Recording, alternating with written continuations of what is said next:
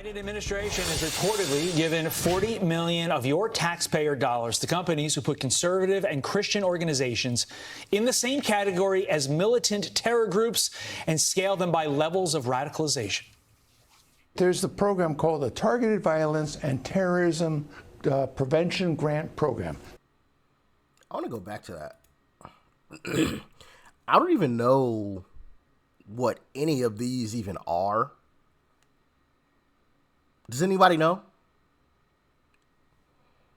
I genuinely don't know what category 4 is. Okay, let's see if I recognize. Obviously, we all recognize that one. I mean, that one's obvious, but I genuinely don't recognize any in level 3 either, except for the big main one that everybody on this planet recognizes. Level 2, oh, wow. Whoa.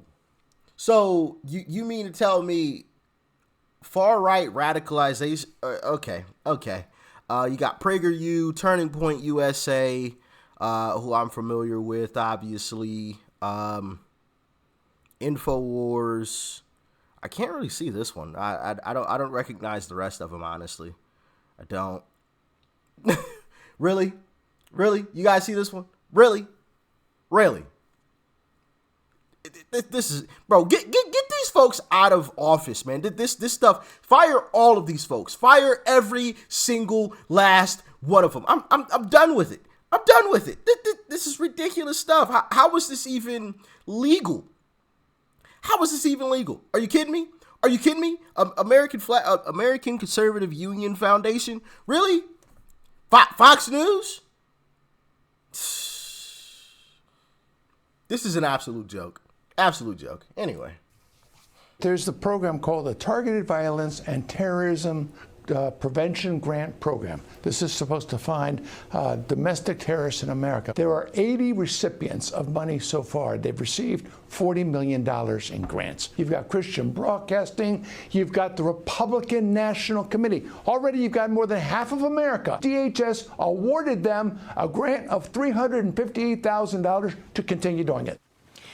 Former Michigan gubernatorial candidate Tudor Dixon joins us now. Tudor, we were just talking before this. This is insane. I mean, the group. I've heard the name Tudor Dixon, but I've never actually seen who she actually is, like, up close. Huh. It's actually really good looking. This is insane. I mean, the groups on this list, it goes from Fox News to the RNC to Christian Broadcasting. I mean, what does this signify to you? Right. This means that the government can actually take our taxpayer dollars and use them to come out and say that we are terrorists because they have MAGA on that. They have the RNC, so opposing political parties. And then they have Fox News. I mean, think about that. Fox News is simply a news organization that is reporting facts. But they're facts that the Biden administration doesn't like. So they use our money to call us terrorists. I like the point that Brent made. You're literally calling half of the American public, potentially even more, terrorists. I mean, think about that for a moment. The DHS, Department of Homeland Security, should be focused on, I don't know, that little thing down there at the border, maybe, instead of, Yeah, where actual terrorists are coming. How are Republicans terrorists? Like, make that one make sense for me. Because we disagree on certain things, that makes us bad people all of a sudden? Really?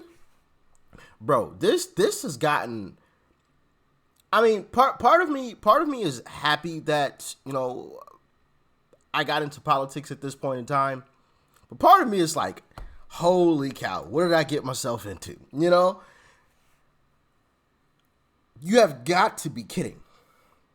Now, maybe this has always been going on. You guys can let me know in the comment section. Like I said, like I've always said, I'm still an infant when it comes to the whole political world and all of this stuff. So y'all let me know in the comment section. Have you heard about this kind of stuff previously?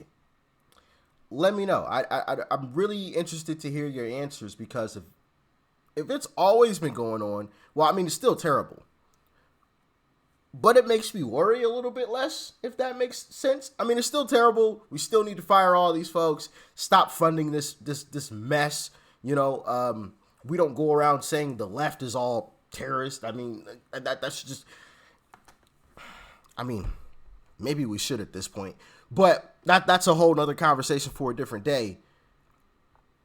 But this stuff is insane, man. This is craziness. Demonizing half the country. Right. As we see people coming in every day that are a threat, and they're trying to hide that and keep that out of the news. In fact, one of the only networks that is actually reporting it is Fox News, and they're calling Fox terrorists, but they're calling the border safe. This is insane. Well, in fact, the taxpayer dollars are going to fund this is even more crazy. But this is actually pretty interesting, too. New CNN polls show 66% of Americans say a Biden win would be a disaster or a setback for the country. And this one, I couldn't take my eyes off of it. CNN's Jake Tapper couldn't even spin this poll. Watch. Horrible news. Horrible for Joe Biden in our new CNN poll. While the president leads his Democratic competitors by a huge margin, 2/3 of all of the American people surveyed, 66% of the public, say that a Biden victory would either be a setback or a disaster for the United States.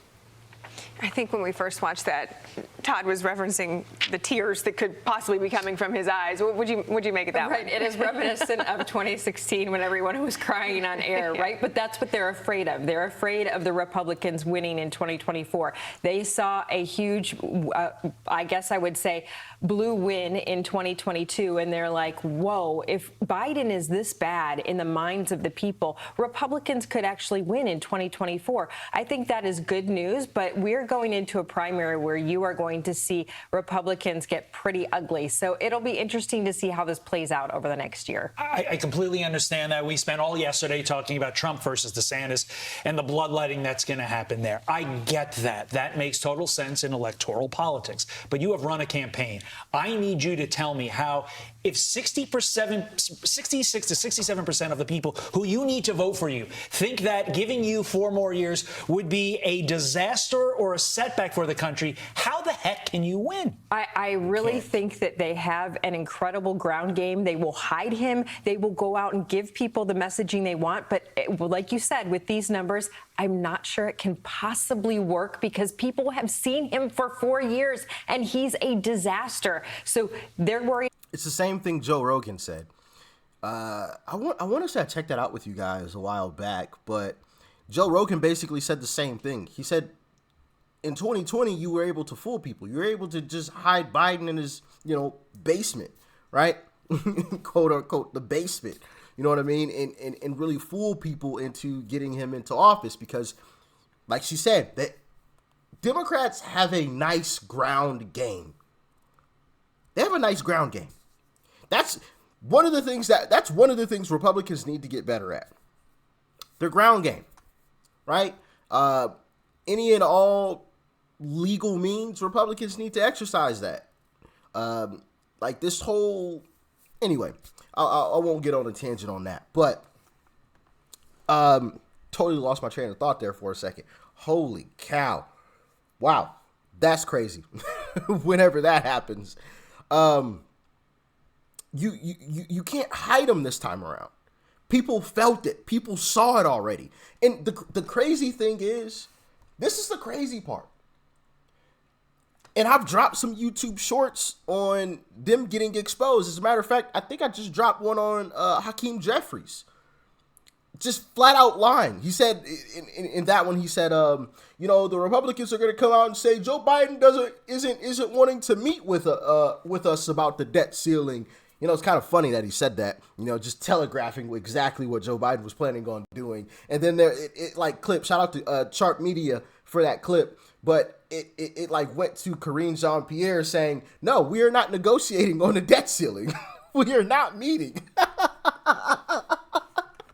Just completely contradicting what Hakeem Jeffries had said and corroborating what Kevin McCarthy had been saying, that Biden had just been blowing them off for a while. But my point is, they have been lying left and right, up and down. It's been a campaign of misinformation. They cry about misinformation all the time.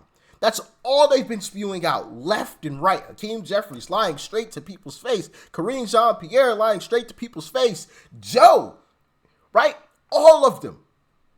And yet, 66%. Their only way out, they got two ways. But one of the ways is what Tudor said, is their ground game being absolutely on point and going out and convincing folks that Joe didn't get to finish. That's why it's the way that it is. That's their only way out. And I hate to say it, but if Republicans don't step it up, it's slightly possible that they could pull that one off. I'd hate to even say that, but Democrats are good at what they do. They're good at putting on a front and lying to. That's one thing that I figured out because I was there in it myself. I was immersed in it. I was a part of it.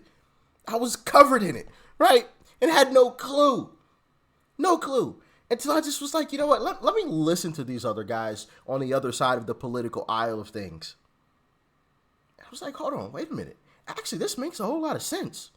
Now that I think about it. Ooh. You know? And then the wheels start turning and, you know, as they say, the rest is history. But anyway, let's continue on. About it.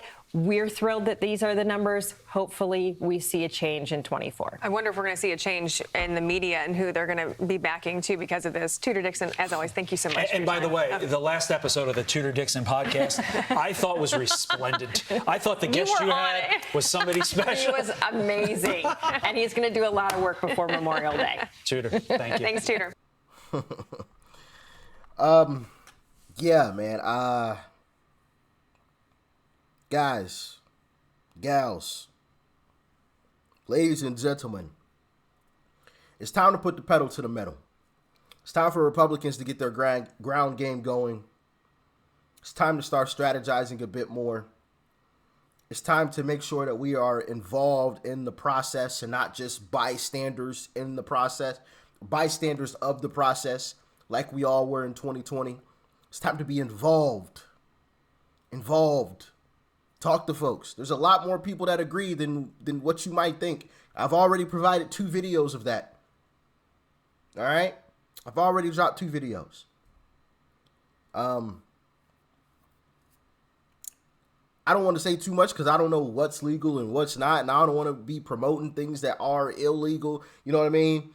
So I'm not advocating for anything illegal, but anything that is legal, we need to be executing on it. If it's legal to go door to door and talk to people, hey, you know, this is the information. This is what you need to do. Hey, here's the place where you can find it, blah, blah, blah. If that, you know, legal, by all means. I don't know. What else? Working. This is a big one. Because I see a lot. I see some people talking about it, but it does no good to just talk about it if you're not going to do something about it, right? So that's where I am with some of these folks that bring up, you know, what I can't say 2020, the alleged, you know what I mean, between Trump and Joe. I can't say. There's a few people that still like to bring that up, but from my perspective, hear me out. It does no good to simply talk about it. Do something about it. Because, I've seen a few folks say, well, you know, yeah, all this is great. All this is good. We hear it. We see it. We see the polls. We hear the people. Yeah, normally we would win. But, and then they go on to the, you know what. And it's just like, well, are you going to sit and complain about it? Or are you going to get up off your behind and do something about it? Participate in the process. Maybe if you were sitting in that room, you get what I'm getting at. You know what I mean? And I'm not taking shots at anybody personally, so please don't feel that way. I'm just trying to convey a message here that I think is important. It does no good to simply complain about something if you're not doing anything about it. That's just where I'm at with it. But maybe I'm a complete idiot. I don't know. Y'all talk to me. Does anybody feel the same way as me? Do I have some folks that are going to go volunteer? Actually, I think you could actually get paid to work in some of these locations as well, if I remember correctly. I would like to see all of you volunteering in these locations, right? And you know what I'm talking about. Working in these locations. Everybody. Why not? Why not? I mean, I get we all got busy lives and whatnot, but what's more important? I'll leave that with you. Like, share, comment, hit that subscribe button if you are new. Thank you guys, as always, for tuning in. I appreciate all of the continued love and support. And thank you to everybody that has sent a super thanks. I greatly appreciate every single last one of you guys for all of the kind donations. Peace and love. I'm out.